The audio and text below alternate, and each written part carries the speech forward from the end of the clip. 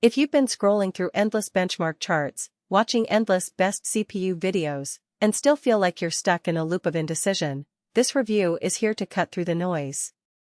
Link is in the description if you want to check the product details on Amazon. I've been digging through the forums, the professional software blogs, and the handful of user posts that actually talk about what it's like to run a 64-core beast day in day out. So let's see whether the Threadripper Pro 5995WX is the kind of investment that finally makes sense for you. First off, the biggest thing that trips people up with a processor of this magnitude is the whole ecosystem that comes with it. You can't just drop this chip into any old motherboard, it lives on the WRX 80 platform, which means you're looking at a new set of pricey boards, high-end DDR4 3200 memory kits, and a cooling solution that can handle well over 250 watts of sustained heat. If you're already sitting on a workstation that uses the older Threadripper or a mainstream Xeon, you'll need to factor in those extra costs before you even think about the CPU itself. That's the first hidden trade-off. The upfront cash outlay isn't just the sticker price on the chip.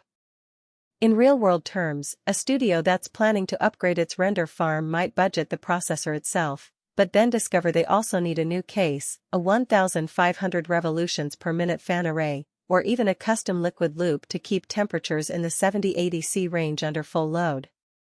For a solo freelancer who already has a decent tower, that can feel like a lot of moving parts for one upgrade.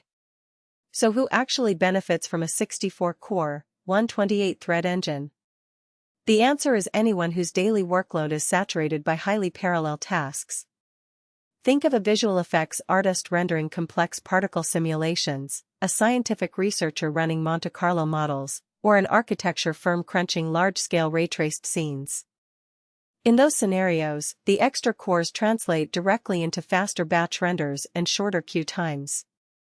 One of the few case studies I found on the AMD site described a VFX house that cut their nightly render cycle from 12 hours to just under 6 hours after moving to a similar Threadripper Pro setup. That's not a marginal gain, that's a day's worth of productivity reclaimed. But the upside stops being linear the moment your software can't keep all those cores busy. Most video editing suites, for example, will happily use a dozen or so threads for encoding, but beyond that you start seeing diminishing returns. If your primary workload is Adobe Premiere Pro with a few 4K streams, you might only see a modest bump compared to a high-end 12-core mainstream chip. In those cases, the money you spend on the 5995WX could be better allocated to faster storage or a higher bandwidth GPU instead. Let's talk power draw, because that's the other side of the coin that often gets glossed over. The Threadripper Pro 5995WX has a boost clock that can hit 4.5 GHz, but to sustain that you'll be pushing the power envelope well above 250 watts. In my conversations with a couple of workstation builders, they noted that the typical 1000-watt PSU they recommend for a full WRX 80 build is barely enough if you also have multiple GPUs and a large array of NVMe drives. Running at those power levels means higher electricity bills and, more importantly, the need for a robust power delivery system that doesn't throttle under load. Now, value for money. The headline spec 64 core sounds like a bragging right, and it is, but the real value is in how you use those cores. If you're a small team that regularly needs to spin up dozens of concurrent simulations, that raw parallelism can shrink weeks-long pipelines into days. For a freelance designer who only needs to export a single 4K video at a time, the extra cores sit idle, and you're essentially paying a premium for horsepower you'll never tap.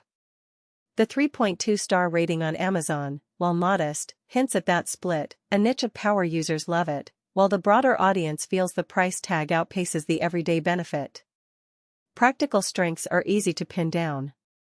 The Zen 3 architecture brings a noticeable efficiency bump compared to the previous generation, meaning you get more work done per watt when the workload scales.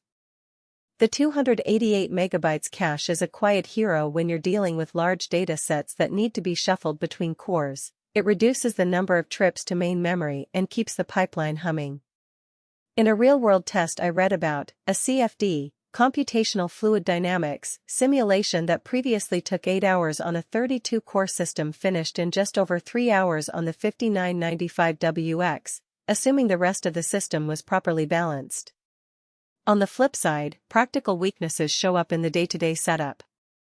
The sheer size of the WRX80 socket and the accompanying DIMM slots make the motherboard physically larger than a typical ATX board. That limits your case options and can make cable management a nightmare, especially if you're trying to keep airflow optimal. Another point that popped up in a few forum threads is BIOS stability. Early firmware revisions had quirks with